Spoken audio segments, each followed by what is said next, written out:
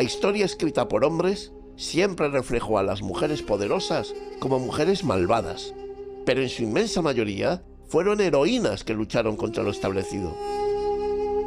Mujeres cuyas acciones, aunque controvertidas, cambiaron el curso de la historia.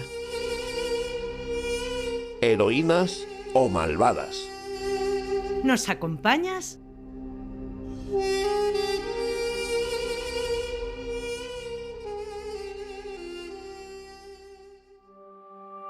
Cixi, la última emperatriz de China. La emperatriz viuda Cixi es una figura emblemática y controvertida en la historia de China, conocida por su papel como regente y por su influencia en la política durante los últimos años de la dinastía Qing. El 29 de noviembre de 1835 nacería en la ciudad de Pekín Yehanera Xinchang, proveniente de una familia manchú de la baja nobleza, que pasaría a la historia como la princesa Su Wei, una de las formas de romanización del título Cixi, utilizando el sistema Gua de Giles, un método de transliteración del chino al inglés que fue ampliamente utilizado en el siglo XIX y principios del XX.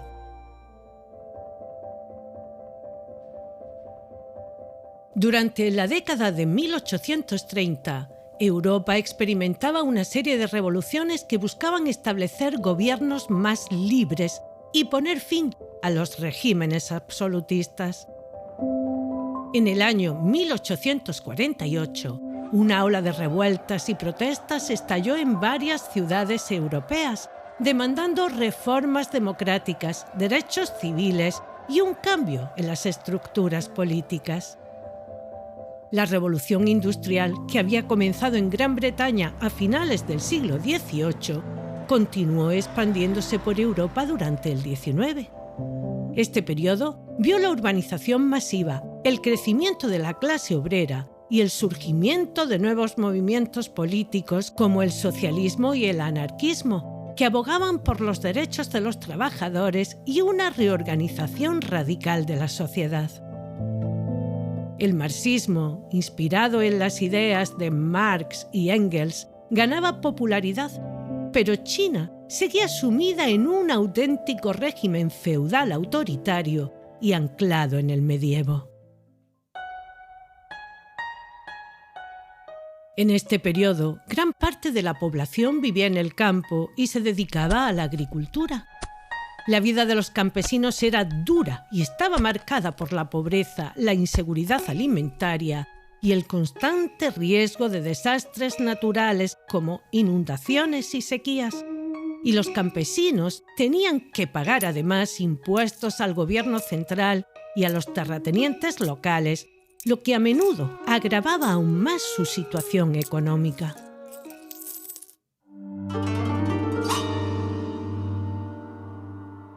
La sociedad china estaba estructurada en una jerarquía rígida. En la cúspide se encontraba el emperador y la élite gobernante, compuesta por funcionarios, nobles y terratenientes. Por debajo, los comerciantes, artesanos y campesinos.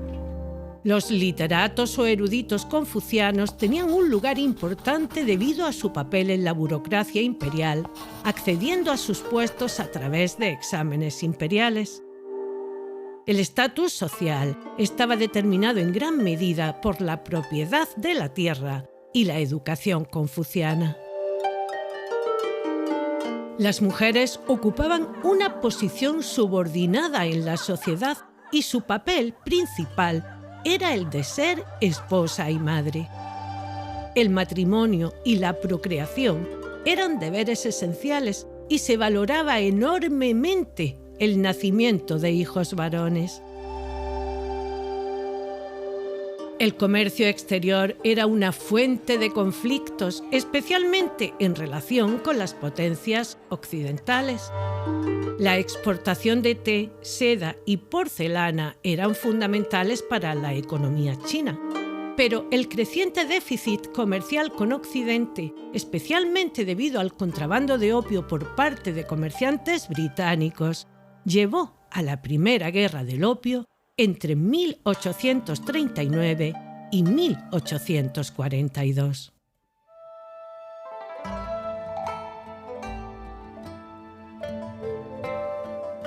En contraste, la corte imperial de la dinastía Qing, con sede en la ciudad prohibida de Pekín, construida en el siglo XV, era un lugar de gran esplendor y riqueza, centro del poder imperial y símbolo de la autoridad de este y su dinastía, pero también de intriga política y estricta etiqueta. El acceso estaba totalmente controlado. Solo la familia imperial, los eunucos, las concubinas y los funcionarios de más alto rango podían ingresar en las áreas más sagradas. La vida en la corte estaba regida por un estricto protocolo y un sistema de rituales confucianos que enfatizaban la jerarquía y la autoridad imperial. Cada aspecto de la vida diaria del emperador y la corte, desde las comidas hasta las audiencias oficiales, seguían un calendario ceremonial detallado. Estos rituales tenían como objetivo reforzar la posición divina del emperador como hijo del cielo y el centro del universo confuciano. Los eunucos jugaban un papel crucial en la vida de la corte. Servían como intermediarios entre el emperador y el mundo exterior y gestionaban el día a día en la ciudad prohibida. Sin embargo, su poder y riqueza personal también los convirtieron en figuras controvertidas, a menudo involucradas en intrigas y corrupción. Las mujeres de la corte, incluida la emperatriz, las concubinas y la regente, desempeñaban papeles importantes pero limitados dentro de la estructura patriarcal de la monarquía.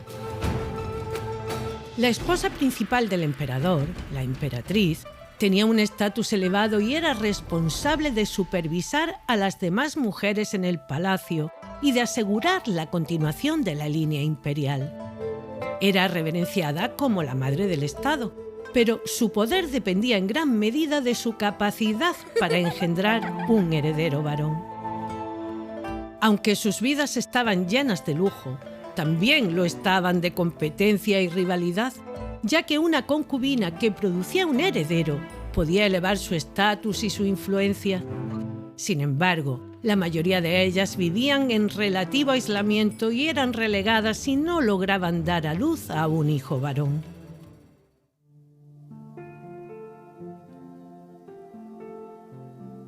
En la China imperial, la elección de concubinas seguía un proceso altamente ritualizado y formal, con criterios estrictos basados en la tradición, la estética y la política, en los que se valoraba el aspecto físico, familiar y personal. El objetivo era no solo satisfacer al emperador, sino también mantener la estabilidad y el orden en la corte. Este proceso se realizaba bajo la supervisión de la corte imperial. Se buscaban mujeres con rasgos considerados ideales según los estándares de la época, como un rostro simétrico, piel clara, cabello largo y oscuro y una figura esbelta, pero no excesivamente delgada. Se valoraba la salud y la apariencia juvenil. Debían estar en buena forma física y no mostrar señales de enfermedades o defectos físicos. Las candidatas eran generalmente jóvenes, a menudo seleccionadas en la adolescencia. La edad ideal para ser elegida como concubina solía estar entre los 13 y los 16 años. Debían provenir de familias respetables y de buena reputación, preferiblemente de la nobleza, la aristocracia o familias de funcionarios de alto rango, lo que ayudaba a fortalecer las alianzas políticas y asegurar la lealtad de las familias poderosas hacia la corte, y demostrar comportamientos apropiados, modestia y un carácter reservado. Se esperaba que fueran vírgenes y sin historia previa de compromisos o relaciones.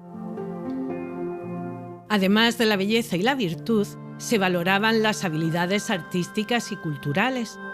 Las concubinas debían tener formación en materias como la música, la danza, la caligrafía y la poesía, que eran formas de entretenimiento y cultura muy apreciadas en la corte. El conocimiento de las normas y la etiqueta imperial era también esencial, ya que éstas debían comportarse de manera impecable en presencia del emperador y otros miembros de la familia imperial. La salud era un factor crucial, ya que una de sus funciones principales era asegurar la descendencia. Las candidatas debían ser físicamente robustas y mostrar signos de buena salud, lo que indicaba potencial para dar a luz hijos sanos. El proceso de selección de concubinas era minucioso y podía implicar varias rondas de evaluación. Finalmente, el emperador o figuras influyentes tomaban la decisión sobre las candidatas. Las elegidas eran asignadas a diferentes rangos dentro del harén imperial, con títulos que reflejaban su posición y favor en la corte.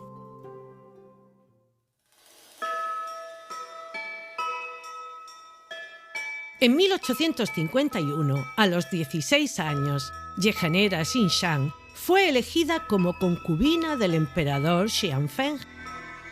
Provenía del clan Yehanera, un destacado y antiguo clan manchú.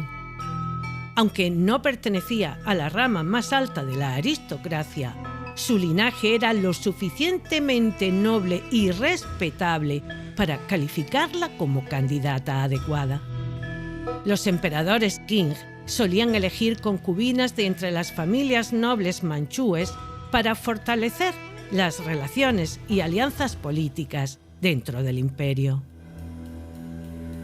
Cixi fue seleccionada personalmente por el emperador Xianfeng, quien quedó impresionado por su belleza y comportamiento durante las rondas finales del proceso de selección. Aunque la inteligencia y el carisma no eran necesariamente los criterios primarios, le ayudaron a destacar una vez que entró en palacio. Su aguda mente y habilidad para navegar por la compleja política de la corte la distinguieron rápidamente de otras concubinas.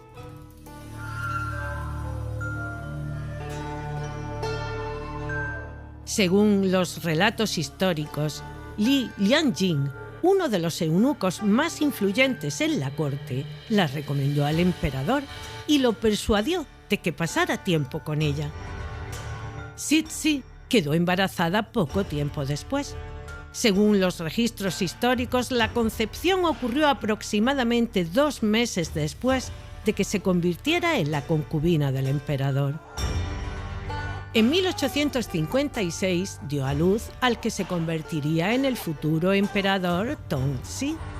Este nacimiento fortaleció su posición en la corte imperial al ser el único heredero varón. En la corte Qing, el nacimiento de un hijo varón aumentaba significativamente el estatus de una concubina, ya que aseguraba la línea de sucesión imperial. Tras dar a luz al heredero, fue elevada al rango de consorte noble Yi, uno de los más altos títulos dentro del harén. Esto consolidó su posición y le abrió camino en la influencia política dentro de la corte, teniendo acceso a la correspondencia oficial y a la documentación de informes y comunicaciones entre el emperador y los oficiales del gobierno, así como la correspondencia con las potencias extranjeras.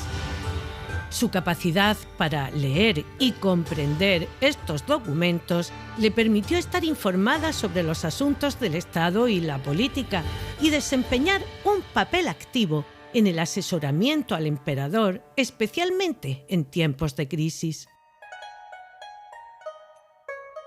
Xianfeng tuvo 5 hijas con sus otras concubinas. La primera de ellas nacería en 1855 y la última en 1861. Ninguna de ellas superó los 20 años, pero además las hijas no tenían la misma importancia en términos de sucesión al trono, ya que la dinastía Qing seguía un sistema de sucesión patrilineal, donde los hijos varones eran los herederos designados. La falta de otros hijos varones hizo que Tongzhi fuera especialmente valioso para la dinastía, lo que incrementó su influencia como madre del heredero. Ese mismo año tendría lugar la Segunda Guerra del Opio, en la que las fuerzas militares inglesas y francesas asaltarían el Palacio de Verano, lo saquearían y lo destruirían.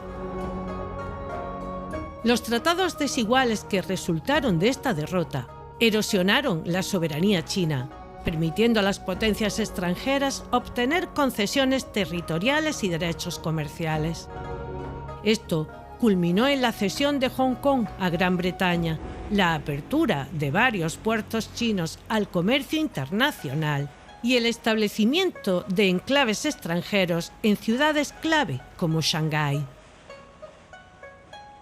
Las guerras y las rebeliones devastaron vastas regiones del país, afectando gravemente la economía y causando millones de muertos.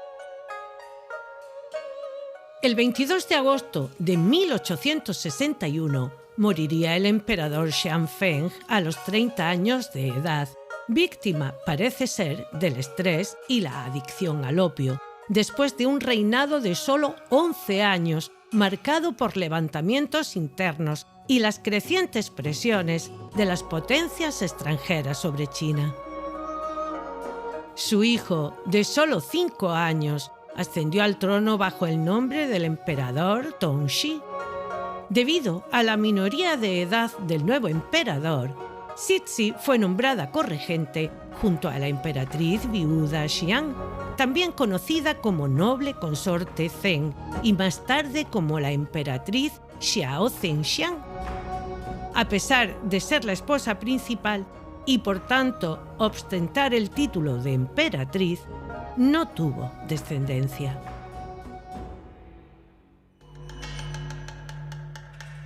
Esto fue un factor significativo en la dinámica de poder en la corte Qing, ya que la falta de hijos de Xiang dejó a Cixi, que sí dio a luz a un hijo varón del emperador, en una posición de mayor influencia y control sobre la sucesión. Aunque inicialmente compartieron el poder de manera relativamente equilibrada, con el tiempo surgieron tensiones y una sutil rivalidad. Cixi, con su inclinación por tomar decisiones firmes y asumir un papel más activo en los asuntos del gobierno, comenzó a consolidar su poder. A medida que avanzaba su regencia, fue marginando gradualmente a Xiang de los asuntos claves de la política, aunque siempre mantuvieron la apariencia de colaboración por respeto a las normas imperiales y para evitar conflictos abiertos que pudieran desestabilizar la corte. Un evento clave que consolidó su poder fue el golpe de los 8 regentes. Cixi, junto con sus aliados, derrocó a un grupo de regentes que habían sido designados por Xianfeng antes de su muerte. Este golpe no solo aseguró su control sobre el trono, sino que también le permitió nombrar a sus propios seguidores en posiciones claves del gobierno. Parte de la élite china comenzaron a abogar por la modernización del país, lo que dio lugar al movimiento de autofortalecimiento que buscaba modernizar el ejército y la economía del país, adoptando tecnologías y técnicas occidentales. Sin embargo, estas reformas fueron limitadas y no lograron transformar la estructura fundamental del gobierno ni la economía.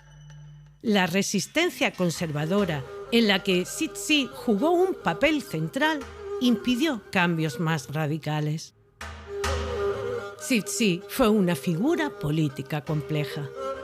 Durante su regencia, se enfrentó a múltiples conflictos con las potencias extranjeras, rebeliones internas como las de Taiping y la creciente presión para modernizar China.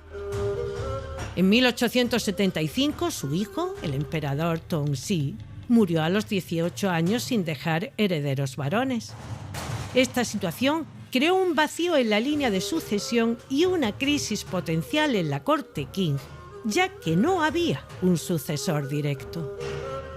Según la tradición, el sucesor debía ser elegido entre los descendientes de los emperadores previos y debía ser del linaje imperial directo. Sin embargo, la decisión también tenía que contar con el respaldo de las figuras más influyentes de la corte, en este caso, las dos emperatrices viudas. Cixi propuso como sucesor a su sobrino Saiqiang, quien tenía solo 3 años en ese momento. Era hijo del príncipe Chun, hermano del emperador Xianfeng y, por tanto, su sobrino. Esta elección le permitió mantener la sucesión dentro de la línea directa de Xianfeng, asegurando que el nuevo emperador sería fácilmente controlable debido a su edad. Argumentó que, aunque no era un hijo directo de Tongzhi, seguía siendo del linaje y era el candidato más adecuado para evitar disputas entre otras facciones de la corte. Utilizó su conocimiento de los protocolos y tradiciones imperiales para legitimar su elección, presentando a Saiqiang como la opción más lógica y menos conflictiva. Una vez que este fue nombrado emperador, Cixi y Xian se convirtieron en regentes, ejerciendo el poder en nombre del joven emperador, permitiendo a Cixi continuar gobernando mientras el emperador era menor de edad, manteniendo el control sobre las decisiones del Estado y la política de la dinastía Qing. En 1888 mandaría comenzar la reconstrucción del Palacio de Verano, transformándolo en un complejo exquisito con jardines elaborados, pabellones y un extenso lago artificial llamado Kunming Lake, incluyendo la incorporación de varios elementos decorativos como el famoso puente de los 10.000 arcos y la Galería Larga, una pasarela cubierta que se convirtió en uno de los aspectos más icónicos del palacio.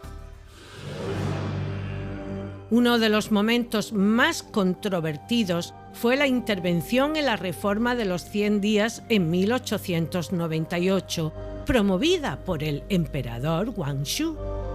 Este intentó implementar reformas radicales para modernizar el gobierno y la sociedad china, pero Cixi, temiendo que estas reformas amenazaran su poder, dio un golpe de Estado, colocando al emperador bajo arresto domiciliario y revirtiendo la mayoría de las reformas. Otro momento significativo durante el reinado fue la rebelión de los Boxer en 1899, un movimiento xenófobo y anticolonialista que buscaba expulsar a los extranjeros y acabar con su influencia en China. Inicialmente, Cixi apoyó a los Boxer, viendo en ellos una oportunidad para resistir la presión extranjera.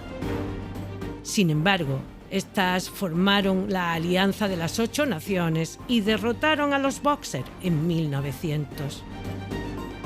Cixi se vio obligada a huir de Pekín debido a la invasión de las fuerzas extranjeras y el colapso del control Qing sobre Beijing. Finalmente, negociaría un acuerdo humillante que intensificó la intervención extranjera en China. A pesar de sus fracasos, continuó gobernando con mano firme hasta su muerte. En los últimos años de su vida, comenzó a adoptar una postura más abierta a las reformas. En 1908, poco antes de morir, aprobó una serie de ellas que apuntaban a modernizar el sistema educativo, militar y gubernamental de China, e incluso prometió la instauración de una monarquía constitucional. Apoyó la modernización de las Fuerzas Armadas, introduciendo algunas reformas militares, incluyendo la construcción de una nueva flota naval moderna para enfrentar las amenazas extranjeras y la adquisición de tecnología occidental como armas de fuego y barcos para mejorar la capacidad defensiva del imperio. Promovió la creación de escuelas y la modernización del sistema educativo, y aunque la educación tradicional seguía siendo dominante, hubo un impulso hacia la inclusión de materias y métodos occidentales. También hizo esfuerzos por mejorar la educación de las mujeres en áreas como las ciencias y la literatura, aunque de manera limitada. Durante su regencia se llevaron a cabo varios proyectos de infraestructuras que concluyeron con la construcción y modernización de ferrocarriles, canales y puentes que ayudaron a mejorar la comunicación y el transporte dentro del imperio. Impulsó reformas en la administración local. Intentó fortalecer el control central sobre las regiones. Aunque la corrupción seguía siendo un problema significativo, se realizaron intentos para combatirla y mejorar la transparencia en el gobierno. A pesar de las derrotas y las presiones internacionales, gestionó la firma de tratados y acuerdos con las potencias extranjeras. Aunque a menudo desfavorables para China, estos acuerdos ayudaron a evitar conflictos mayores y a mantener una cierta estabilidad en tiempos difíciles. También se esforzó por preservar las tradiciones y la cultura china frente a las influencias extranjeras, defendiendo en muchos casos la identidad cultural del imperio. Sin embargo, estas reformas llegaron demasiado tarde para salvar la dinastía Qing. Cixi murió el 15 de noviembre de 1908, un día después de la muerte del emperador Guangxu. Existe una controversia sobre si su muerte fue natural o si fue envenenado por órdenes de la emperatriz, que temía que Guangxu desmantelara su legado si le sobrevivía. Tras su muerte, el último emperador de la dinastía Qing, Puyi, un niño de apenas 3 años, fue entronizado. En 1911, las tensiones culminaron en la Revolución de Shanghái, que daría paso a la República China. Durante este periodo, que iría de 1912 a 1949, los historiadores y políticos republicanos tendieron a criticar severamente a Cixi. Fue vista como una figura reaccionaria que se opuso a la modernización y al progreso, y su administración fue culpada por el deterioro de la dinastía Qing y el debilitamiento de China ante las potencias extranjeras. En la Revolución Cultural, el régimen de Mao Zedong promovió una visión muy negativa de ella, considerando que su gobierno simbolizaba la corrupción y la opresión del viejo régimen imperial. Se la presentó como un ejemplo de la decadencia y la explotación de la dinastía Qing. La narrativa oficial en esta época estaba profundamente influenciada por la ideología comunista, que enfatizaba la lucha de clases y la opresión bajo la dinastía Qing. Cixi fue retratada como una figura tiránica que obstaculizó el progreso social y nacional. Desde el inicio de la reforma y apertura bajo Deng Xiaoping en 1978, ha habido una reevaluación más equilibrada sobre ella. Los historiadores contemporáneos han comenzado a examinar su papel de manera más matizada, reconociendo tanto sus logros como sus fracasos. En la cultura popular y en los medios de comunicación chinos es a menudo retratada con una luz bastante compleja. Hay un interés en su vida personal y su impacto en la historia, que refleja tanto admiración como crítica. El legado de Cixi es objeto de debate entre los historiadores. Algunos la ven como una figura que, aunque autoritaria y conservadora, logró mantener a la dinastía Qing en el poder durante un periodo de extrema dificultad.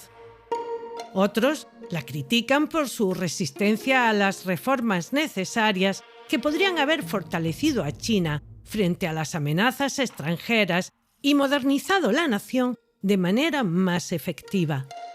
Su vida y su reinado siguen siendo objeto de estudio y fascinación, ya que personifican las complejidades de la historia de China durante una época de transición tumultuosa.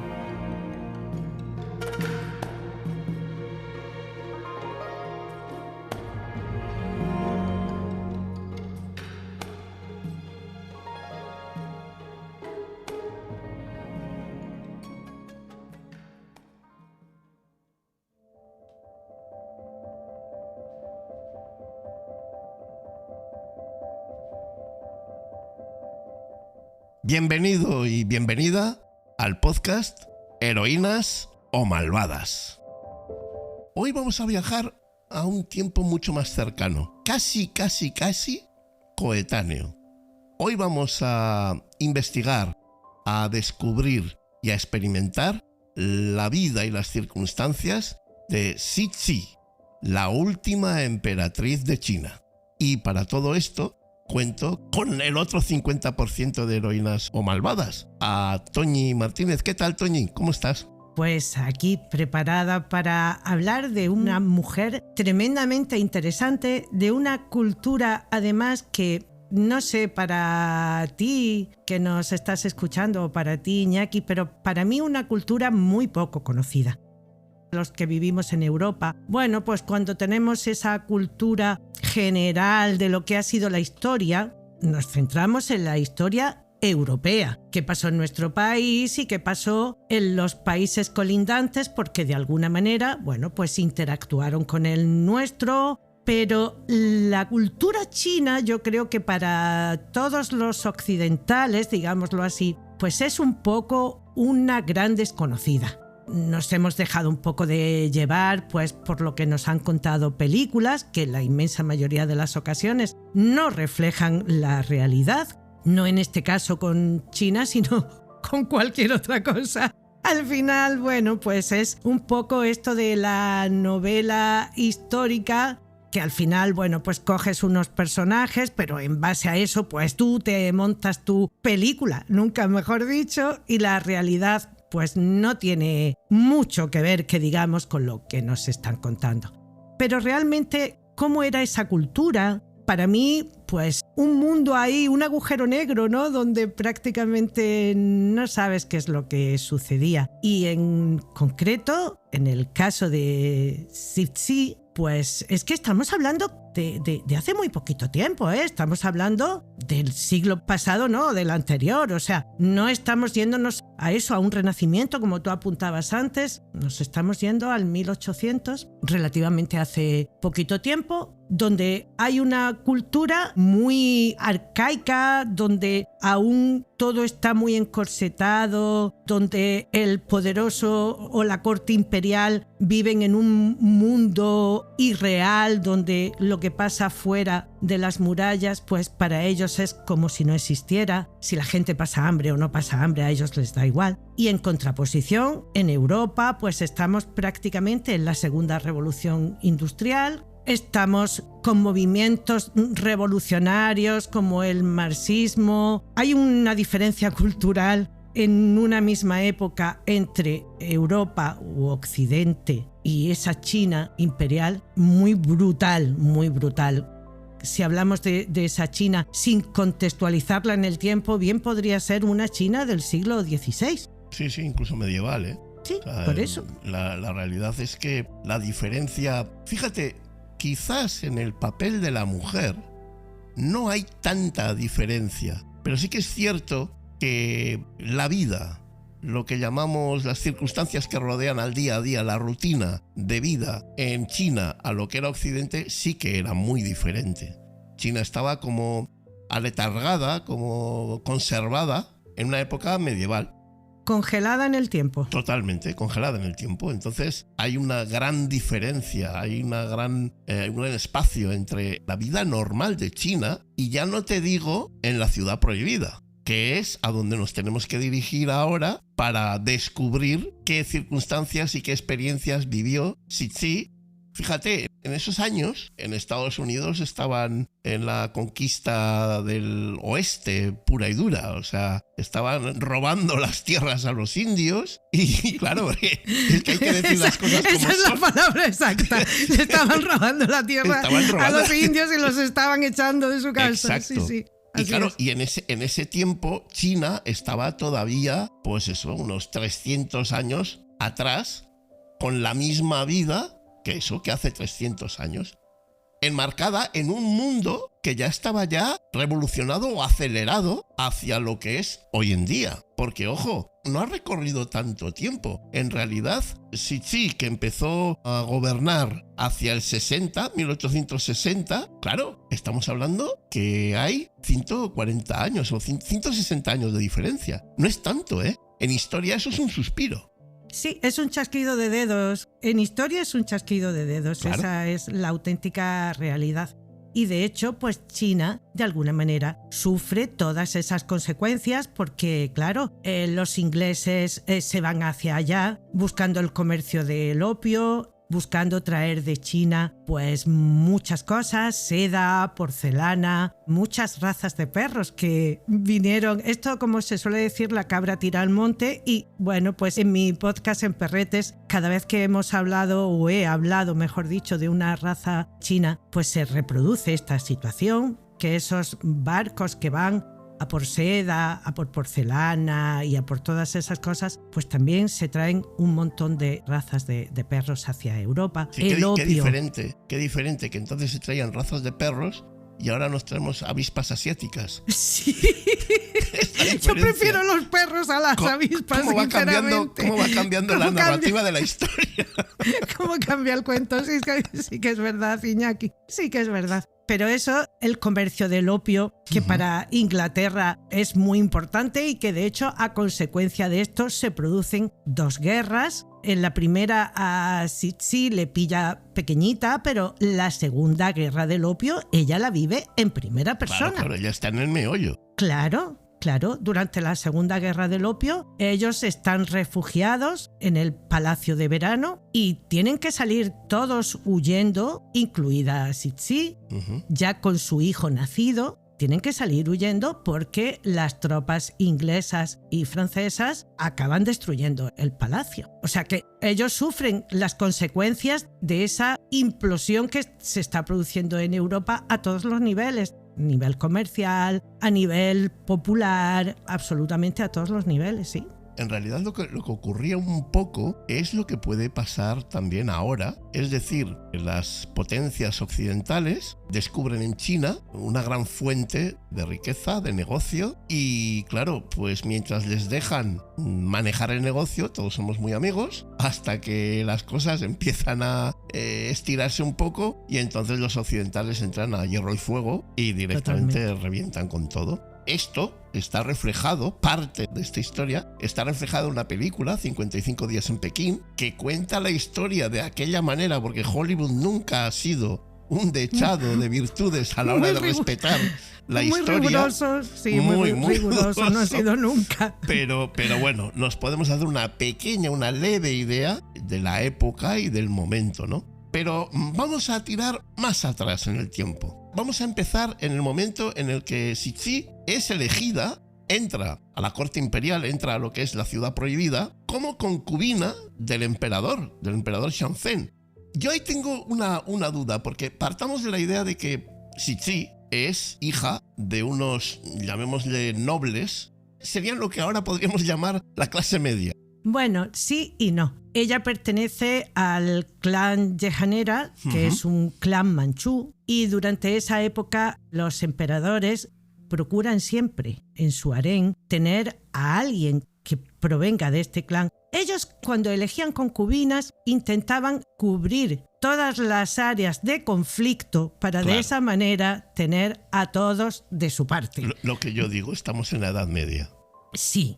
Entonces, bueno, pues ella es una magnífica candidata porque proviene de ese clan, pero además de eso ella cumple otra de las condiciones y es que su padre era funcionario, vamos a decirlo así. Entonces todo esto le daba puntos para entrar como concubina del emperador.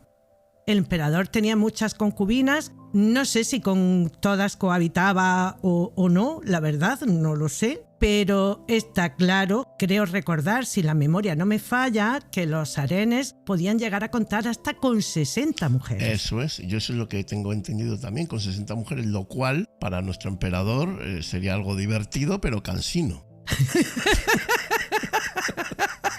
Hay que llamar a las cosas por su nombre.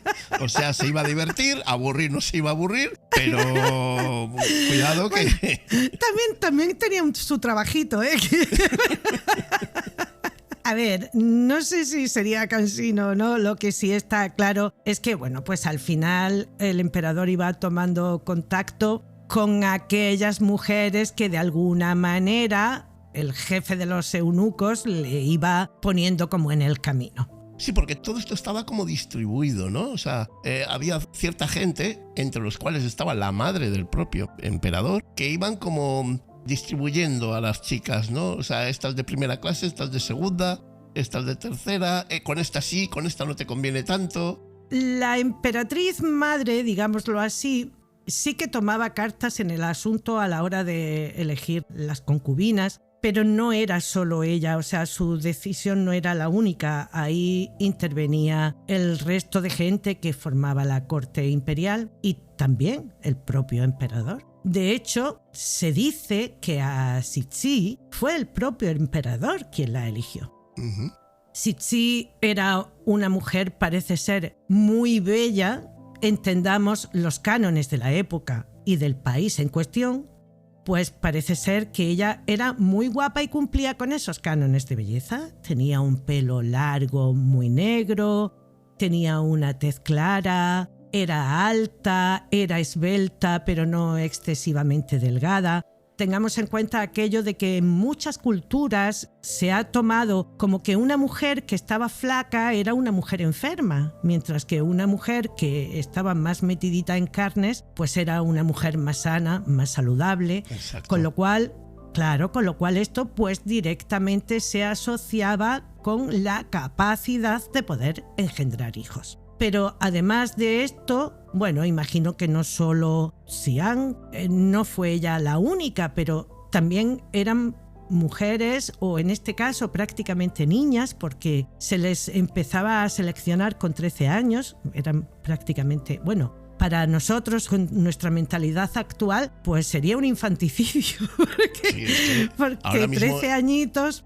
Ahora mismo estaba pensando yo cuando yo tenía 13 años, me da igual, siendo chico, siendo chica, me da lo mismo. Me meten a esa movida, a ese rol, a esa historia, en un palacio en el que todo el mundo son eunucos o grandes jefes de estado. Está la madre del emperador, está el emperador, los que le cuidan, los que le visten.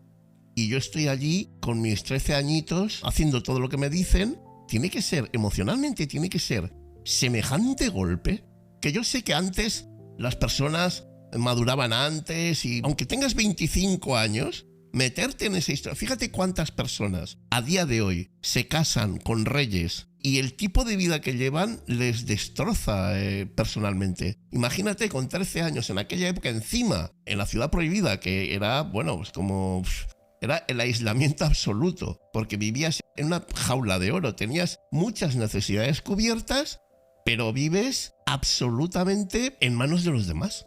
Sí, a ver, yo no sé si has tenido ocasión de ver El cuento de la criada, pero cuando esta serie se presenta, pues se presenta como una distopía y yo siempre he dicho, no es una distopía. O sea, al final todo está basado en algo y si lo comparamos con el caso que estamos hablando, en la mentalidad que había en esa época era que el hecho de ser elegida concubina era el mayor de los favores que te podían hacer en tu puñeterísima vida. Porque aunque al final te quedaras relegada porque el emperador no quisiera saber nada de ti, o porque no tuvieras un hijo varón, o por la razón que fuera, al final tú tenías una vida de superlujo. Y claro, eso estaba valorado. Y de alguna manera, pues esta gente, estas familias que pensaban que sus hijas podían llegar a tener esta oportunidad, pues las preparaban muy mucho. Tzitzit tenía educación musical, escribía poesía. De hecho, ella, que fue una grandísima amante de los perros pequineses en la corte imperial estaban súper bien considerados porque ellos pensaban que custodiaban el alma de sus dueños. Entonces, claro, para ellos los pequineses eran algo importantísimo. Tan importante que incluso no permitían que la gente los mirara directamente. Cuando un pequinés pasaba, la gente tenía que apartar la mirada igual que hacían cuando pasaba el propio emperador. Bien, pues ella, que durante su época de regencia se refugia, claro, algo tiene que tener, además de todos los avatares que políticamente la mujer pasó y padeció y sufrió, algo tenía que tener que le alegrara el alma y la vida, y ella se refugió en la crianza de los perros pequineses. Parece ser que era una mujer bastante caprichosa. De hecho, los perros los criaba, les llamaban perros de manguitos, si la memoria no me falla. Eran tan pequeños que se los metían en las mangas de los kimonos y los criaba para que los colores hicieran juego con las túnicas que llevaban y para que hiciera juego con las peonías de los jardines del palacio de verano. Bien, pues ella escribió las recomendaciones de cómo cuidar a un pequinés y lo hizo en forma de poesía. Una poesía donde ella va detallando cómo tiene que ser el perro, cómo tienes que alimentarle, si se pone enfermo, qué tienes que darle. O sea, hizo un poema para explicar el cuidado. Era una mujer que sabía perfectamente, como es natural, leer y escribir, lo que eso le dio acceso a tener capacidad de controlar la documentación del emperador. Estamos haciendo así un pequeño salto y estoy de acuerdo contigo en que es conveniente seguir un poco el orden cronológico de cómo fueron sucediendo las cosas. Pero también es interesante esa aventura con los pequineses. A mí me ha gustado mucho. Y claro, la vida del perro y la vida del hombre van muy entrelazados, y en este caso más que nunca. Más que nunca. Fíjate. De hecho, cuando se asalta el Palacio de Verano, ellos lo primero que hacen es tirar a un pozo a todos los pequineses, claro, porque si las fuerzas extranjeras se hacen con sus perros, es como si se estuvieran haciendo con su alma, por Exacto. decirlo de alguna manera, y entonces los tiran a un pozo. Una tía del emperador, Xianfeng, que se resiste a huir porque para ella eso es como una bajeza, decide darle a sus perros leche con arroz envenenada y se envenenó ella también para que sus perros no cayeran en malas manos. Que bueno, que algunos se libraron. Algunos cayeron porque a día de hoy sí, aquí están. Unos cayeron, pero otros se ve que no llegaron a comerlo y se libraron. Y fíjate hasta qué punto eran perros importantes, y además los extranjeros, vamos a decirlo así, o sea, ingleses y franceses lo sabían, que cuando asaltan el Palacio de Verano, al derribar una de las puertas, se encuentran a 14 perritos. Y estos se los llevan como botín de guerra. Claro. De hecho, a la reina inglesa le llevan uno que le pone de nombre botín, ¿no? Como algo que es, pues eso. Tengo esto, quiere decir que te he machacado y he acabado. Te han robado tu mayor secreto, tu tesoro. Tu mayor tesoro. Exacto. Tu tesoro más preciado lo tengo yo, sí.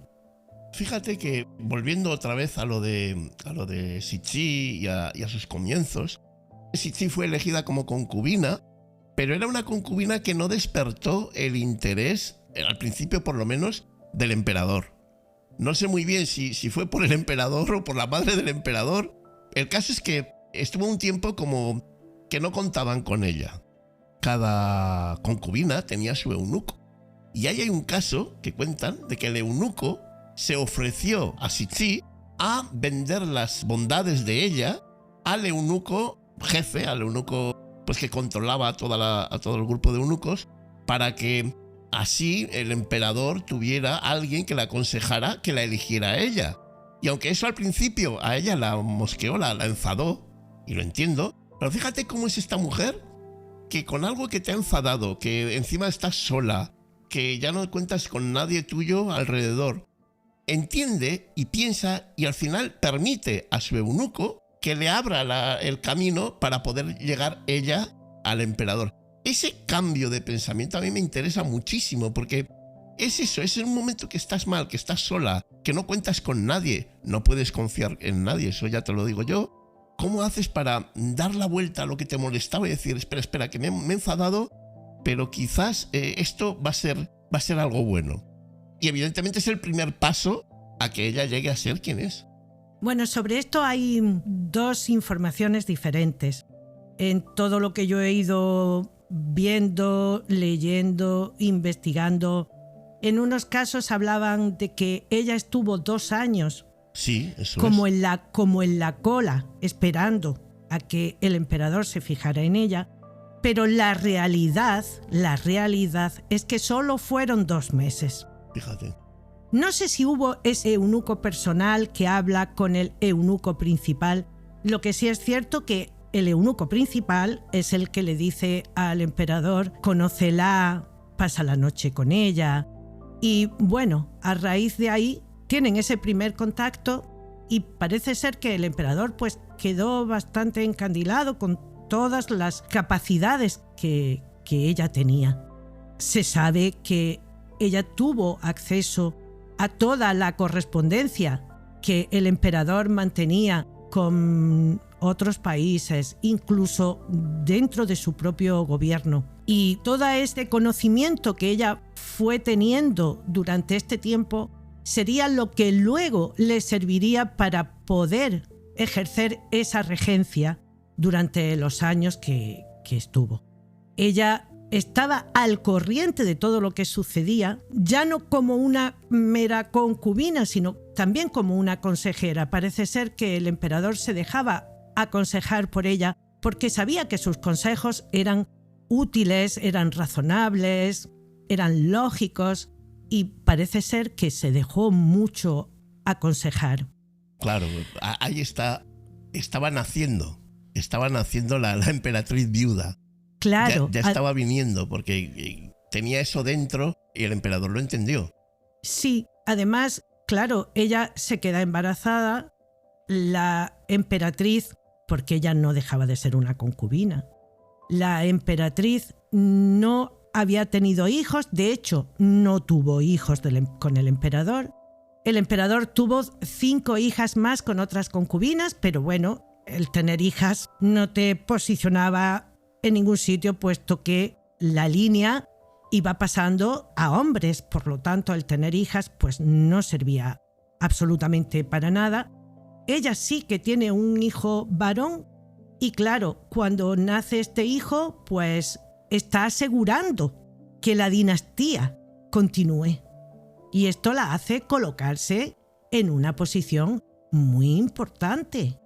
Casi más importante que la de la propia emperatriz. Aún así, ella sufre todo el protocolo que en esa época existía. Cuando nace su hijo, directamente se lo dan a la emperatriz para que sea la emperatriz quien lo críe. Que lo críe, que lo eduque y quien lo prepare para ser el siguiente emperador. Realmente a ella como que la dejan en ese sentido mutilada, vamos a decirlo así, como madre durante ese periodo de tiempo. Lo que pasa es que esto pues no transcurre demasiado tiempo porque creo recordar que el niño solo tiene 5 años cuando Xianfeng muere. Xianfeng parece ser que, bueno, pues le daba un poquito al opio. Parece ser que además el hombre, con todos los avatares que había sufrido con la Segunda Guerra del Opio, con todo el malestar, porque además el pueblo chino había sufrido sequías, había sufrido inundaciones, las cosechas no andaban muy para allá. O sea, la población lo estaba pasando mal. Bueno, pues parece ser que entre unas cosas y otras esto dieron lugar a que Xianfeng muriera pues bastante joven, 30 y algo de años cuando muere. Su hijo en ese momento pasa a ser el emperador. Xianfeng realmente había dejado previsto un consejo que sería el que tomaría el poder si él moría y su hijo aún era pequeño. Pero Y aquí viene una de las mejores jugadas de Cixi, Cixi se busca a sus aliados y da un golpe de estado. entre los cuales está la emperatriz. Sí, la emperatriz de alguna manera no se opone a esta situación, aunque yo creo que realmente la emperatriz hubiera estado conforme con lo que hubiera sucedido. O sea, si se hubiera... Yo te lo analizo desde el otro punto de vista. Es decir, Cixi es la madre, pero a Cixi le han quitado el niño y se lo han dado a la emperatriz. Ella, en lugar de coger y aprovechar el momento y ir a por la emperatriz y acabar con todo, es mucho más inteligente, hace que la emperatriz esté jugando en su equipo y así se quita de tener que demostrar que ella es la que tiene que mandar, porque ella cuenta con el derecho real en su grupo de gente. Eso Sí. lo hace muchas veces. Sí, de hecho a la historia han pasado las dos como viudas, Claro. emperatrices viudas. Lo que sí está claro es que Cixi, que está al corriente de todo lo que sucede en la política tanto interior como en lo que tiene que ver con esas potencias extranjeras que tanto dolor de cabeza le causan a lo largo de su vida, el tiempo que el marido vive, que el emperador Xianfeng vive, y cuando el emperador fallece, pues sigue exactamente lo mismo. Ella piensa que esa regencia al final lo que va a hacer es dar al traste con esa dinastía Qin que ella de alguna manera intenta proteger, porque entre otras cosas, protegiendo esa dinastía está protegiendo a su propio hijo. Claro, y tanto protegió, ¿eh? Sí. Realmente la dinastía Qin llegó donde llegó por gracias Cixi. a ella, Sí. claro, gracias a ella. No sabemos, nunca podemos decir qué es lo que hubiera pasado si las cosas hubieran sido de otra manera, porque esto jamás en la vida lo vamos a poder saber. Pero lo que sí está claro es que ella sabía que ella tenía las suficientes armas y herramientas como para poder hacer que todo continuase hasta que su hijo fuese mayor de edad. Por eso, porque ella estaba al corriente de todo lo que pasaba. Ella había sido una consejera del emperador, estaba perfectamente informada de todo. Entonces da este golpe de estado contra estos regentes que el emperador había dejado designados. Evidentemente, no solo cuenta con el beneplácito, digámoslo así, de la emperatriz, sino que también dentro de la corte hay un numeroso grupo de gente que está dispuesta a apoyarla. Claro. Y ella se convierte en la regente, pero no es solo la regente, ella se convierte realmente en la emperatriz. Es la pieza clave. Aún así, toda esa norma y ese estricto protocolo del imperio chino, pues lógicamente ella tiene que intentar bandearlo, pero claro, ella lo conoce todo perfectamente. Ella sabe cuáles son esos patrones, ella sabe cuál es ese protocolo. Ella sabe perfectamente moverse porque, entre otras cosas, fue una mujer inteligentísima, que cometió sus equivocaciones, claro, y el emperador Xianfeng también, y el anterior también. A ver, que las dos guerras del opio las vivió su marido. No fueron provocadas por ella ni durante el tiempo en que ella ejerció la regencia.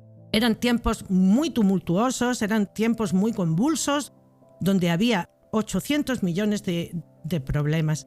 Ella, que conoce perfectamente todo ese protocolo, se las apaña para, de alguna manera, ejercer en la sombra, pero ejercer. De hecho, cada vez que había que hacer una reunión de Estado, digámoslo así, era el emperador niño el que presidía esa reunión. Y ella, junto con la emperatriz, estaban detrás de unos visillos de seda. Realmente ella nunca se pudo mostrar. Hay un error garrafal en ese sentido en la película de 55 días en Pekín, cuando ella aparece como sentada en el trono delante de los embajadores extranjeros. Eso es. Esta situación no pudo darse porque las mujeres de la corte imperial no podían ser vistas por nadie que no estuviera dentro de las murallas del palacio. Ella, tras esas cortinas de seda, maneja todos los hilos del país. Lo cual implica no solamente que valga menos su política, su economía. No, es que vale mucho más. O sea, ella no puede dar la cara, ella no puede dar el rostro, no puede ser el que represente al imperio chino, pero en realidad ella es el imperio chino. Y claro, esto lo podemos llevar a algo actual. Hoy también pasa en muchos sitios que los que dan la cara no son exactamente los que mandan, sino que los que mandan, hay gente que manda que no da la cara, pero son los que mandan. Sí. Y eso pasaba entonces también. Y encima Sí. siendo mujer. En China, que es, o sea, este personaje es absolutamente fascinante. Fascinante, es que lo tiene todo en contra. No pertenece a lo que va a ser, no le dejan ser lo que es, porque no puede serlo, los demás no se pueden dar cuenta de que es ella la que manda, pero sobreponiéndose a todo, no llevando la contra directamente contra nada, sino llevando una estrategia mucho más callada, mucho más fría. Yo estoy seguro que por las noches esta mujer tenía que tener ataques de ansiedad, los dientes le tenían que rechinar, porque es que claro, todo eso aguantarlo ahí dentro, pero Sí. lo hizo.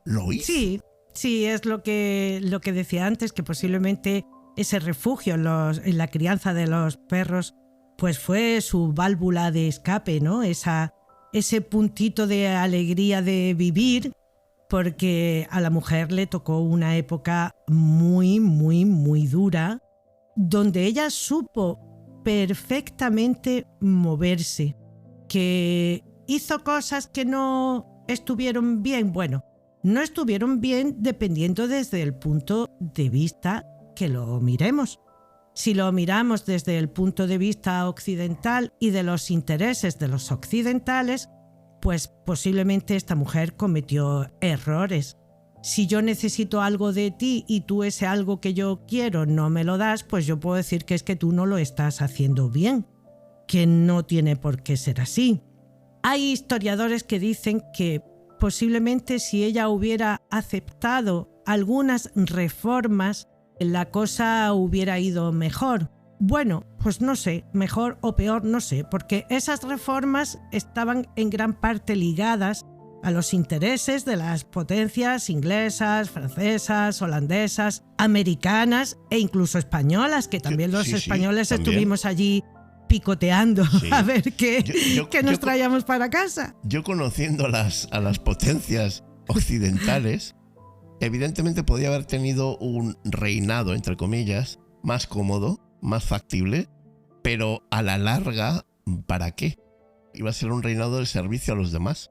Claro, ella lo que quería era seguir siendo un país independiente, manteniendo su cultura, sus tradiciones, que para ella eran fundamentales. De hecho, algunas de las reformas a las que ella se niega en base a eso, a que están rompiendo la tradición y la cultura china. ¿Que esto le perjudicó? Pues pudiera ser porque también entre la gente de su gobierno ya había gente más aperturista, gente que pretendía pues darle a China una vuelta, salir un poco de ese feudalismo en el que se encontraba estancada e incorporarse un poco más al mundo, a lo que estaba sucediendo en otros lados del mundo, ¿no? Claro, que estaban viendo el final, o sea, ellos se adelantaban un poco a lo que se avecinaba, porque claro, las potencias occidentales estuvieron, digamos, calladitos mientras se les daba lo que ellos querían. En el momento de la rebelión Boxer, que ahí sí utilizó a los Boxers como una herramienta. Es decir, claro, ella quería su independencia.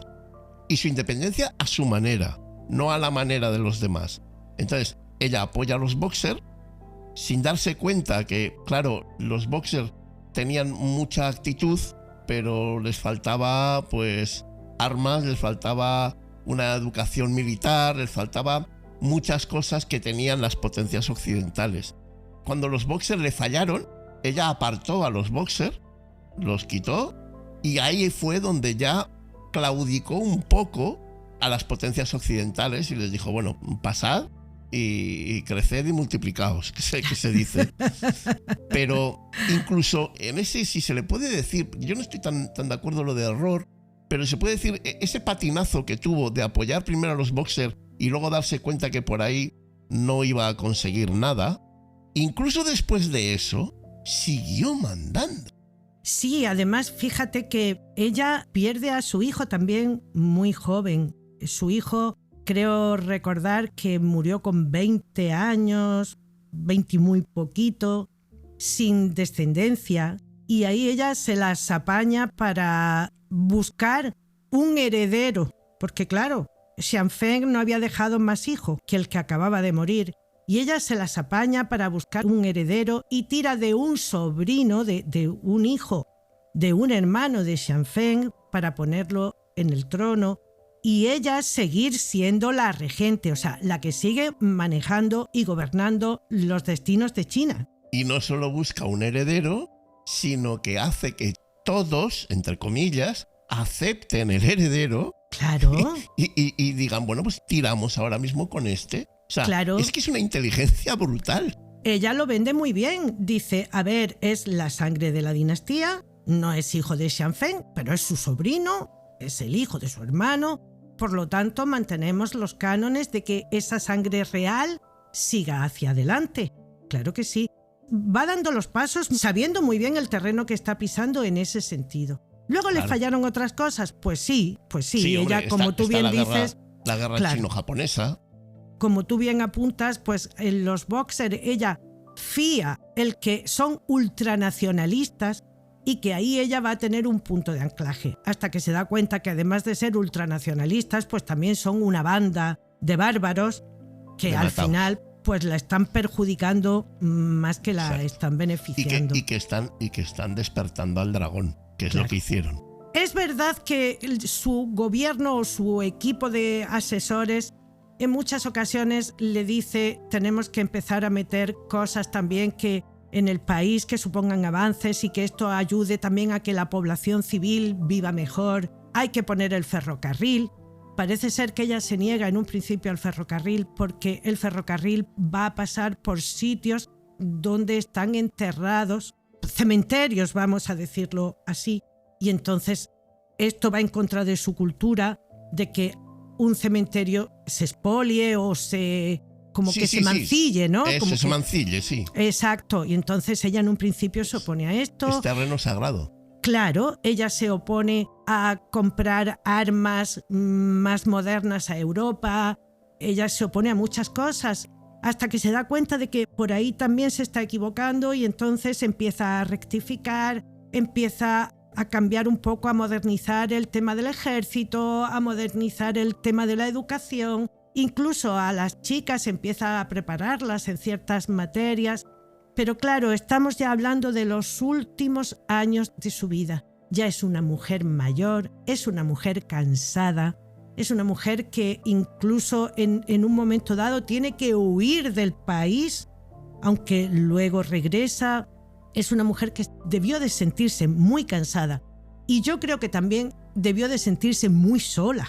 Yo creo que desde que entró en la ciudad prohibida, esta mujer tuvo que sentir una soledad apabullante, algo muy difícil de llevar, que a mí me hace admirarla muchísimo, porque hay que ver la fortaleza personal que tiene que tener esta mujer para poder, con todo y con todos, para no morder a nadie, pero para que al final convenza a todo el mundo para que las cosas se hagan a su manera.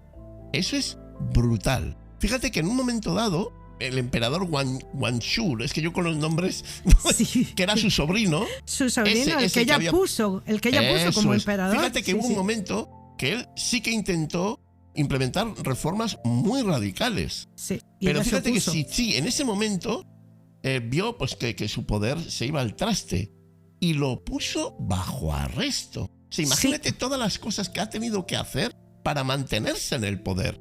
Eso tiene un gasto, ¿eh? Lo puso bajo arresto y yo estoy convencida además de que ella pensaba que el camino que el sobrino cogía era la cuesta abajo de la dinastía. Sí. Que posiblemente no, que posiblemente igual ese aperturismo del sobrino hubiera garantizado algo más de vida al imperio. Algo más de vida, sí. Lo que no sé es realmente con qué esencia. O sea, yo creo que sí que podemos decir que, bueno, pues tuvo sus errores, pero realmente, ¿qué más le iba a dar? O sea, vale, iba a ser la dinastía, iba a poder vivir un poco más, pero siempre arrodillada ante lo que viene de fuera. Sí, ante las potencias que además se iban comiendo el terreno, claro, a bocaos y sin escrúpulos y sin No, y sin eso nada, era un rodillo. Claro. Tenemos que aclarar que cuando las potencias occidentales reciben ayuda, entran a sangre y fuego en la ciudad prohibida, que Cixi se tuvo que escapar. Ella en los últimos años, pues intenta reconstruir, de hecho empieza la reconstrucción del Palacio de Verano y eso, intenta meter un montón de avances, vamos a decirlo así. Parece ser que un día antes de que ella muriera, el emperador también fallece, su sobrino también fallece. Y hay quien dice que posiblemente ella lo mandó envenenar para que de esa manera no destruyera su legado. Esto es leyenda, esto no está comprobado. Esto pudiera bien formar parte de ese estigma que se le pone a muchas mujeres cuando ejercen el poder, pues eso, de malvadas, envenenadoras. Recordemos el caso de Lucrecia. Aquí venimos al heroínas o malvadas auténtico. Pues yo no sé si lo hizo, si no lo hizo, y creo que nadie podrá llegar a saberlo nunca, pero lo que sí está claro es que la mala fama a esta mujer la hacen los mismos chinos una vez que ella ha muerto, una vez que se nombra al siguiente emperador y una vez que ese siguiente emperador está muy poco tiempo porque se produce la primera revolución.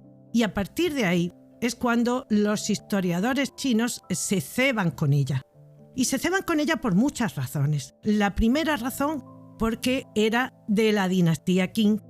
Y claro, esa monarquía había sido opresora para el pueblo, no nos confundamos. Esa monarquía había sido muy opresora.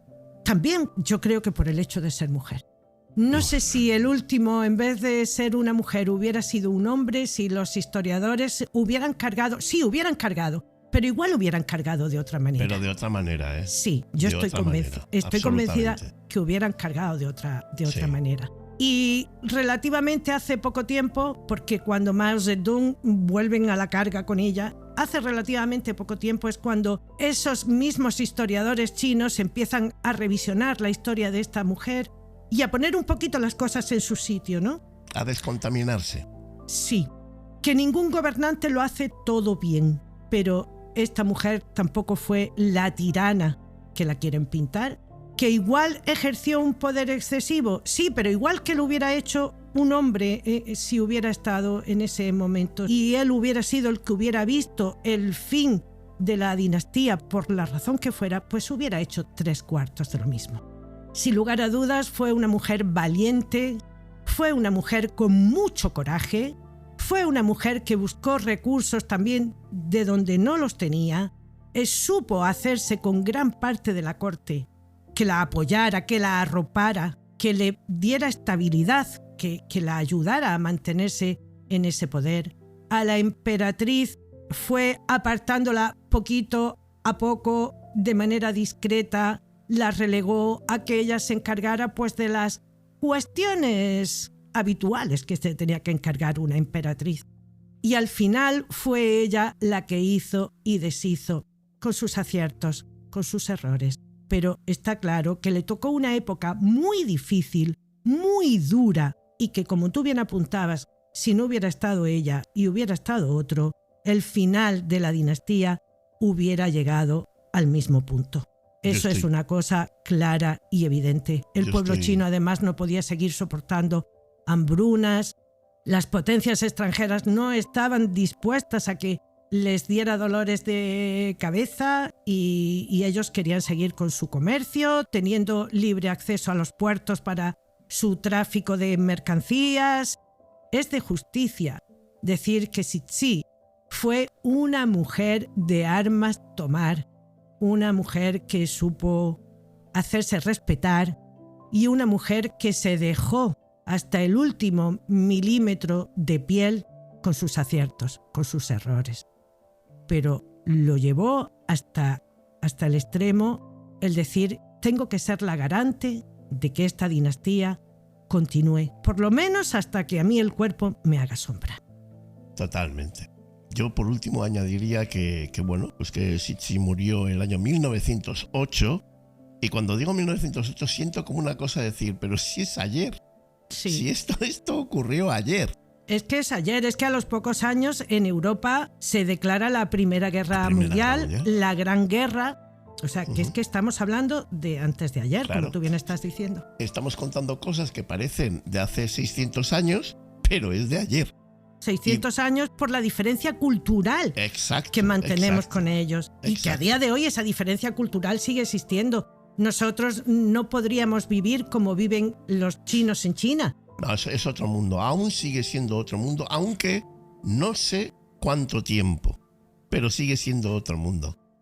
A ver, la vida de la emperatriz viuda Cixi al final fue una danza entre poder y supervivencia en un imperio que, aunque parecía que era un imperio, en realidad estaba en declive. Sí, la acusaron de que había firmado tratados lamentables y deplorables. Pero lo que nadie dice es que el anterior emperador ya los había firmado también igual de deplorables y de cochambrosos para China. O sea que ella hizo lo que pudo de la mejor manera y al final, pues eso, sustentó la dinastía hasta donde sus fuerzas le llegaron. Gracias a esos revisionados, hoy día ha dejado de ser esa malvada, esa tirana, esa mujer implacable, porque cuando hablamos de las mujeres podemos confundir el tener una fortaleza de pensamiento y de actos con la tiranía. Pues no fue una tirana. Lo hizo lo mejor que pudo, que la dejaron, que también eso hay que tenerlo en cuenta, lo mejor que pudo y que la dejaron, y que a día de hoy, por fortuna, ocupa el lugar que por justicia le corresponde. Quizá no fue una heroína, pues no sé. Para los chinos en un momento dado sí que fue una heroína, porque si no las potencias hubieran hecho con China mermelada. Te aseguro que nada bueno.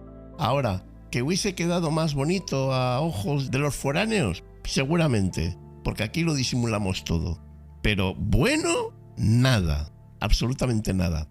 Yo espero que este programa, este episodio, haya servido, como ha servido para mí, para que tú, amigo o amiga oyente, descubras un personaje fascinante de la historia. Porque Cixi es uno de los personajes que a mí más me han removido y más me han explotado en la cabeza, porque no puedo entender cómo una persona con tanta valía ha podido pasar, sobre todo aquí en Occidente, absolutamente en secreto. Yo lo máximo que sabía de esta mujer era cuando la veía sentada en la película diciendo esto sí, esto no. No movía ni las orejas para hablar. O sea, dices, impresionante. Y una mujer con este bagaje. Porque si yo tampoco sé si fue heroína o malvada, sí tengo claro que a nivel personal, a nivel de cómo funciona o cómo funcionar cuando tenemos un problema, cuando tenemos algo dramático, cuando estamos con nuestras bases emocionales temblando y moviéndonos y que estamos a punto de caer, el ejemplo de Cixi debería de estar estudiado en los libros de psicología, porque ahí sí me parece una auténtica heroína. Aguantar lo que aguantó, llegar donde llegó y terminar la historia como la terminó, eso es de una auténtica heroína personal. Todo le jugó en contra. Lo que en un momento dado, cuando ella entra en el palacio, puede pensar que va a ser eso, una jaula de cristal donde ella va a echar sus días en el jardín dando paseos, haciendo poesías y cultivando, se le convirtió en todo un reto. Y un reto que superó muy bien superado. Con creces, exactamente. Sí. Iñaki, ¿tenemos respuestas de los oyentes en relación a nuestro capítulo anterior? Tenemos y ahora mismo las vamos a escuchar. Hola, soy Josete del Rincón de Josete. Aquí vengo para enviaros un mensaje a heroínas y malvadas.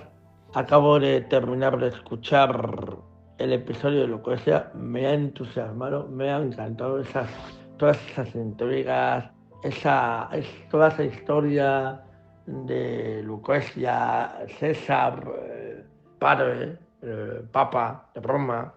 Fascinante. Y lo del celibato yo no lo sabía tampoco. Yo no sabía que esto del celibato se realizó en su momento para evitar el nepotismo, el uso de las influencias familiares de los hijos de los papas, que es el Estado Vaticano. La verdad, un episodio sumamente interesante, como todos los que habéis hecho en el podcast de Heroínas y Malvadas. Yo no sé si tendréis pensado hacer uno sobre Juana de Arco, pero evidentemente, ya que ahí decís que queréis que os propongamos personajes por tratar en Heroínas y Malvadas, qué mejor que uno de los personajes más míticos y más interesantes, sin duda alguna, de la historia y descifrar de esos enigmas que hay sobre todas esas mujeres que son heroínas o malvadas. La verdad, cada vez lo hacéis mejor, lo cual no lo dudo. Os habéis juntado dos monstruos de la podcastfera. Cuando digo monstruos es en plan positivo, evidentemente. Dos grandes del podcasting, dos genios del podcasting. Enhorabuena por este magnífico, fabuloso y excelente proyecto de Heroínas y Malvadas. Enhorabuena y a seguir adelante. Me han gustado los 3 episodios, esa edición que le hacéis, esas intro a las historias que hace Tony, que realmente demuestra que es una auténtica maestra en el relato y la narración. Esa edición que tú haces, Iñaki, esas opiniones que tú viertes en cada episodio, ese debate, ese coloquio entre los dos, realmente es para quitarse el sombrero. Enhorabuena, y ya sabéis vosotros, ambos, porque me conocéis, que proceso una profunda admiración a los dos. Lo sabéis los dos. Un abrazo muy fuerte y a continuar con este maravilloso y fabuloso podcast. Pues esto ha sido todo por hoy. Amiga oyente o amigo oyente, yo lo único que te puedo decir es que espero que hayas disfrutado y descubierto un personaje maravilloso de nuestra historia. Te invito a que dentro de 15 días visites otra vez este podcast y descubras otro personaje que, bueno, yo como tengo enchufe sé quién va a ser. Y desde luego no se queda a la zaga con Sitsi. ¿A que no, Toñi? No se va a quedar a la zaga. Vamos a procurar siempre buscar mujeres que sean muy interesantes y, por supuesto, sobre las que se haya extendido ese halo negro o al menos gris que realmente no se han merecido para nada. Así que sí, será otra figura muy interesante de la que pues también hubo quien habló muy bien, hubo quien habló muy mal y que curiosamente, como pasa con casi todas estas mujeres de las que vamos hablando, al final se vio muy sola, como en su momento se vio muy sola Cleopatra o se vio muy sola Lucrecia o en este caso se vio Sitsi. Soledad en vidas que en principio podemos envidiar, podemos admirar, pero que tienen ese contrapunto del poder y la soledad que el poder conlleva. Recuerda que en la descripción tienes ese numerito para que nos mandes un WhatsApp o ese correo electrónico. Insisto, ya sé, soy muy pesada, pero queremos que esto sea un foro abierto donde podamos tener tu opinión, donde podamos incluso, si llegara el caso, hacer un capítulo especial donde solo hablemos de esas controversias que han podido surgir entre lo que nosotros hemos contado y lo que tú opinas. Pues nada, ya lo has dicho todo tú. Yo solamente te doy... Es que hablo mucho, Iñaki. Déjate que de hablar yo también voy bien sobrado. Pues nada, un abrazo, Toñi, y otro abrazo a ti que nos escuchas y que te invitamos a que vuelvas otra vez aquí dentro de 15 días. Pertenecer, formar parte, ser de algo o de alguien, aunque parezca incoherente, es fundamental para el ser humano. Es curioso que a lo largo de nuestra vida busquemos continuamente nuestra propia independencia, nuestro propio espacio para ser y hacer cosas. En definitiva, nuestra propia libertad. Aunque cuánta sangre ha costado a nuestra sociedad a lo largo de la historia la lucha por la libertad. Y al mismo tiempo que luchamos por toda esa independencia, necesitamos irremediablemente sentir que formamos parte, que pertenecemos, como ya he dicho, a algo o a alguien. Cuando me acerqué a la figura de la emperatriz Cixi, porque en realidad, como ya hemos comentado, aparte del relato simplista y facilón de su personaje en la película 55 días en Pekín, poco más sabía yo sobre esta verdadera joya de la historia casi contemporánea. Pues cuando comencé a estudiar a fondo el personaje, me encontré a una persona fascinante. Alguien que supo encontrar su fuerza más poderosa en todo aquello que otros definían como debilidad, sorprendiéndome muchos detalles de su vida y de su persona que forjaron la leyenda de una gran emperatriz sin derecho alguno a serlo. Aunque eso sí, como ocurre en todos los órdenes de la existencia, el concurso de los que la rodearon fue primordial a la hora de recorrer un camino tan largo y exigente como el recorrido por Cixi, pues quienes somos depende en gran medida de con quién compartimos nuestra existencia y lo capaces que seamos de ser tremendamente permeables a su influencia.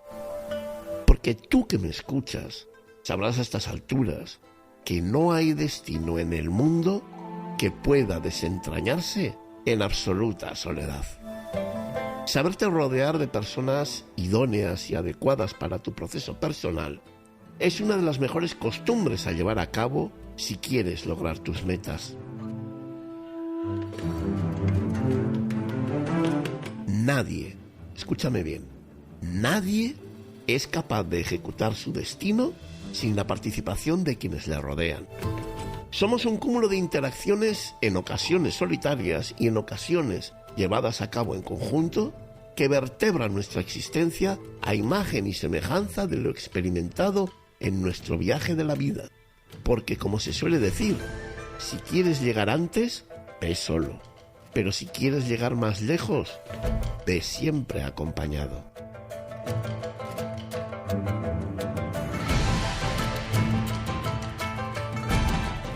No tener el poder, no ser alguien importante, no despertar el interés de los demás, son enormes hándicaps a la hora de querer ser él o la que manda. Pero reflexionemos más en este sentido. Ser un personaje que aparentemente está destinado a ser un mero acompañante de quien sí es poderoso, tiene innumerables ventajas si entendemos cómo funciona el idílico, envidiado y asfixiante mundo del poder. Sé que suena complicado y que puede parecer difícil, pero nada más lejos de la realidad. Te demostraré que únicamente contestando a un par de preguntas obtendremos las respuestas deseadas. Imagínate que quieres coger unas galletas que están situadas en el armario de arriba. Si eres alto, ¿cómo lo consigues? Hombre, fácil. Levantas tu mano, abres la puerta del armario, coges las galletas y te las llevas. Listo. Un comportamiento normal y rutinario para quien alcanza con solamente levantar el brazo el pomo de la puerta del armario. Pero ahora vamos a preguntarnos lo mismo para una persona bajita.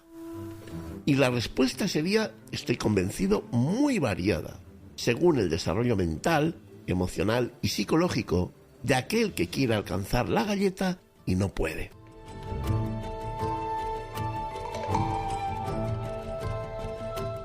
Habrá quienes nos expliquen que colocarán una banqueta, se subirán a ella y llevarán a cabo el mismo procedimiento que la persona alta. Es decir, levantarán la mano, alcanzarán el pomo de la puerta, lo abrirán y cogerán las galletas.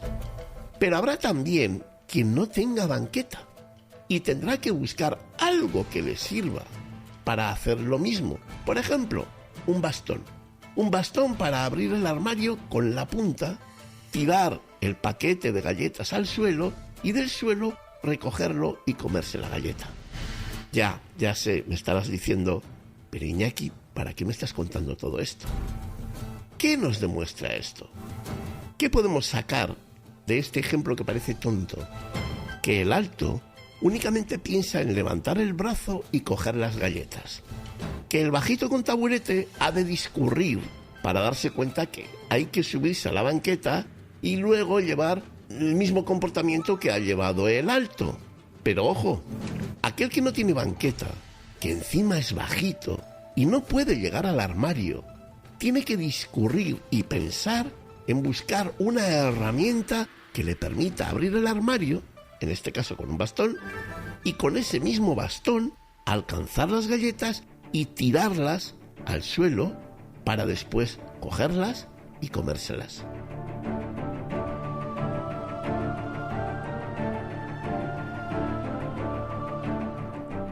Pues esto que parece tonto es exactamente igual con el poder. Aquí pasa exactamente lo mismo. El poderoso, el que ostenta el poder, no tiene que pensar, no tiene que discurrir, no tiene que enfrentarse al problema, porque normalmente tener el poder implica no tener problemas. Pero aquella persona que no tiene el poder y que necesita enfrentarse día a día a innumerables dificultades, vive y experimenta un entrenamiento muy duro, a veces incluso difícil de llevar, pero que en el fondo sirve para el desarrollo psicológico y emocional del individuo. Cuando ese individuo tenga la oportunidad de poder competir con el poderoso, estate seguro de que el bajito sin taburete va a ganar de calle al chico alto. Ese chico alto que es capaz de alcanzar la galleta únicamente con levantar el brazo, porque esa facilidad es exactamente su talón de Aquiles, porque así no se enfrenta al problema, luego no construye comportamientos ni hábitos de adaptabilidad, y esa será su perdición a la hora de competir con el bajito. Por eso, los problemas, las dificultades, lo incómodo, aunque no gusta a nadie, aunque muchas veces nos hace sentir desdichados e incluso desgraciados, tiene un efecto secundario extraordinariamente beneficioso. Y es que el que enfrenta sus miedos, sus miserias y sus carencias, crece. Y el que crece siempre vence al que ya lo tiene todo. Muchas veces los poderosos, los que ostentan la conquista y el dominio, los que tienen la fuerza, no son más que pobres peleles en manos de bajitos sin banquetas que de ser patitos feos han pasado sin saberlo, sin ni siquiera darse cuenta, a ser tremendos dragones dorados. Así, los tapados, aquellos a los que no se ha valorado en justicia, los que siempre han sido arrinconados, florecen sí o sí con la misma tozudez que la naturaleza empuja a la vida, aun en las condiciones más terribles.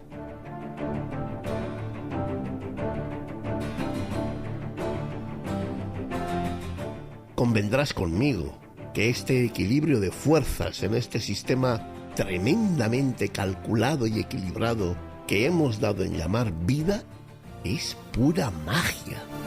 Una magia que algunos la saben despertar de una manera fascinante.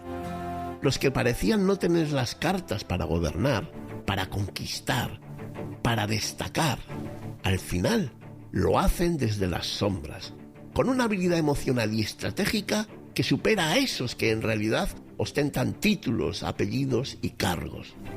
Perfiles humanos de ese tipo de personas que conjuran toda su existencia en pos de lograr aquello que parecía impensable, pero que sin duda alguna ya les pertenecía.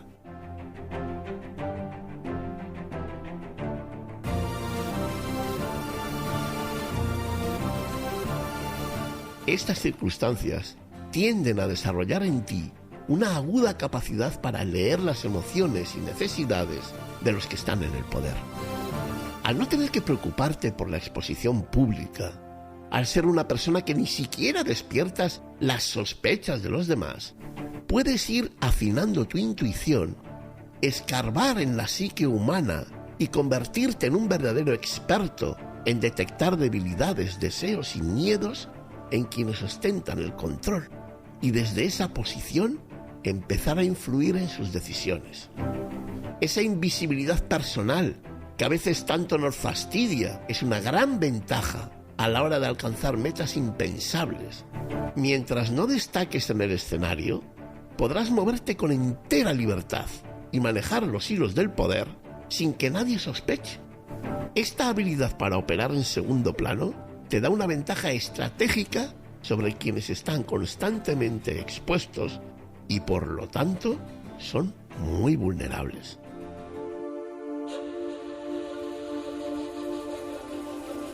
Cixi fue en muchos sentidos una mujer atrapada en una paradoja, fuerte y poderosa en apariencia, pero profundamente emocional en su interior.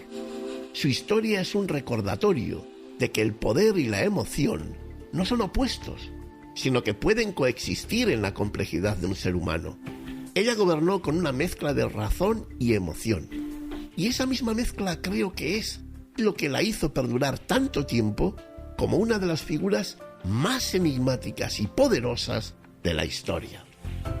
En definitiva, la historia nos enseña que el verdadero poder no siempre se encuentra en quienes ocupan el centro del escenario, sino en aquellos que desde la periferia dominan las emociones y las decisiones de los que están al frente. Ser el acompañante de quien manda no es una limitación, sino una oportunidad para ejercer un control más profundo, efectivo y duradero. El poder, al fin y al cabo, no siempre reside en quien tiene el título, sino en quien comprende las complejidades emocionales de quienes lo ostentan. Y en ese sentido, los acompañantes pueden ser los verdaderos gobernantes, aunque nadie lo sepa.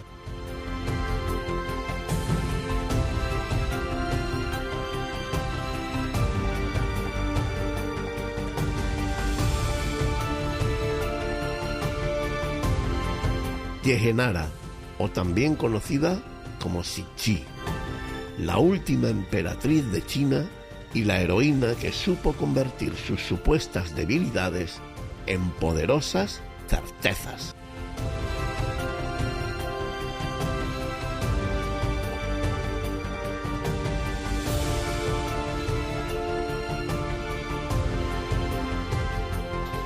Firmado, el héroe que camina sentado.